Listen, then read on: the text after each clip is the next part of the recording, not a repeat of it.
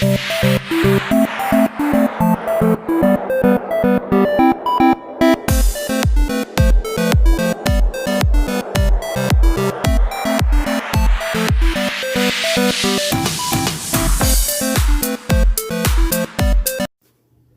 वालेकुम, welcome back to my channel. क्या हाल चाल है आप सबके? I hope you all are doing well. और मैं बिल्कुल ठीक ठाक हूँ अल्हम्दुलिल्लाह।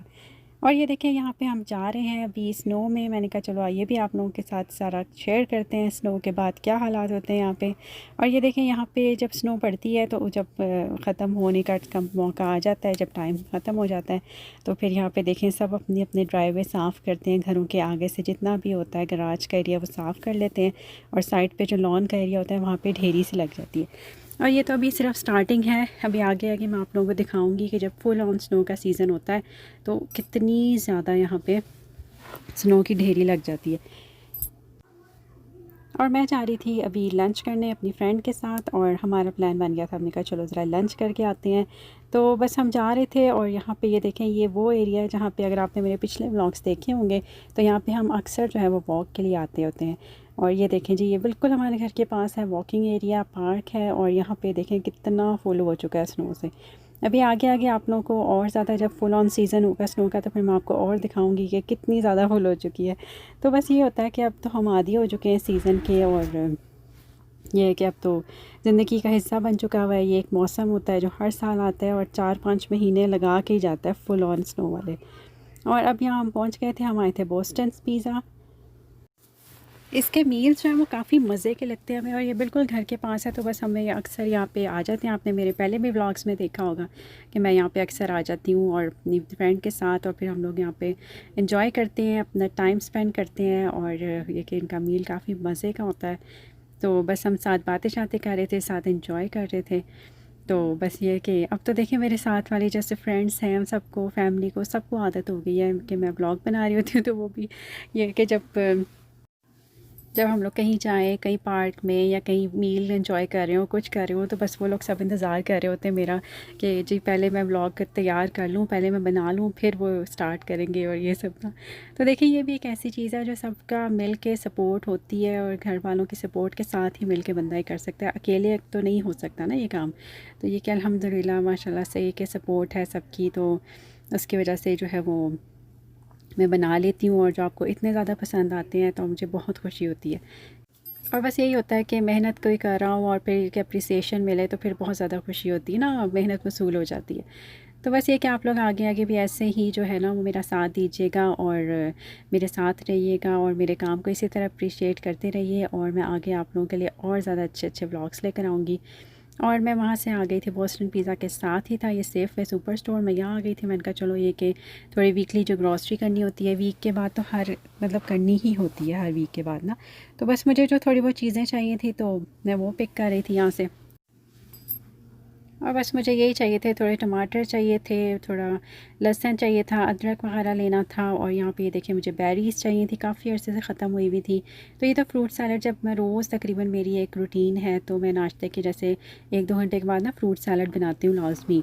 तो उसमें ये बहुत मज़े की लगती है। ये हो अगर स्ट्रॉबेरीज़ हो या फिर ये कि जो कीवी है वो बहुत मज़े की लगती है। तो बस मैं यहाँ पर लेने आई थी। साथ मुझे कुछ सैलड लीव्स चाहिए थे।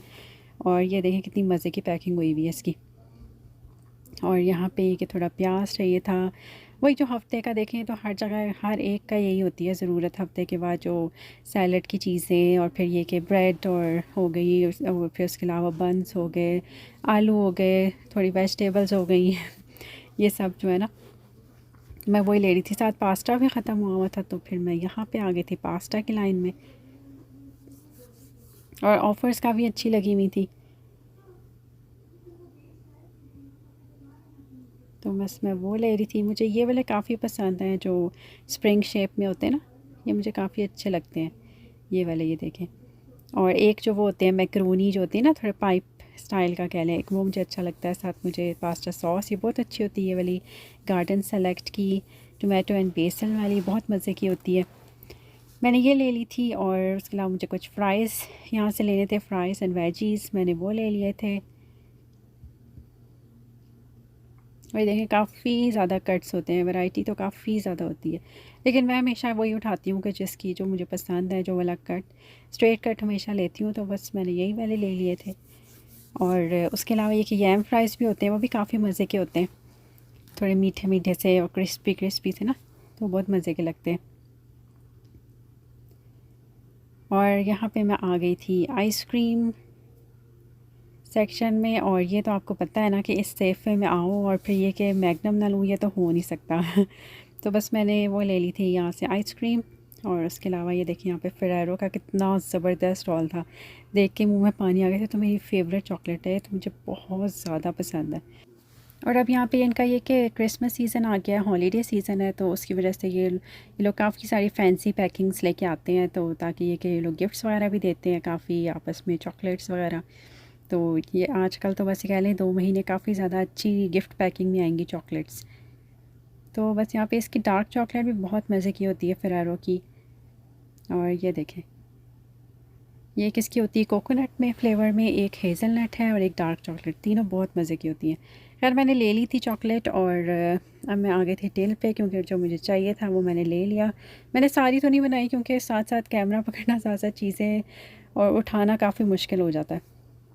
और यहाँ पे मैं आपको देने लगी हूँ एक अल्टीमेट रेसिपी, जो कि मेरी अम्मी ने बनाया है, और मतलब सास अम्मी ने बनाया है। और ये है जी साग की। तो अगर आपने मेरा लास्ट वाला व्लॉग देखा होगा, तो आपने देखा होगा कि उसमें हम साग लेकर आए थे और कट किया था। तो चलिए आइए मैं आपको एक ज़बरदस्त सी रेसिपी दे देती हूँ, जो कि बनाया है मेरी सास अम्मी ने। और इसमें ये है कि 5 बंचेस जो हैं वो साग के थे, एक जो है वो मेथी का था और एक पालक का था।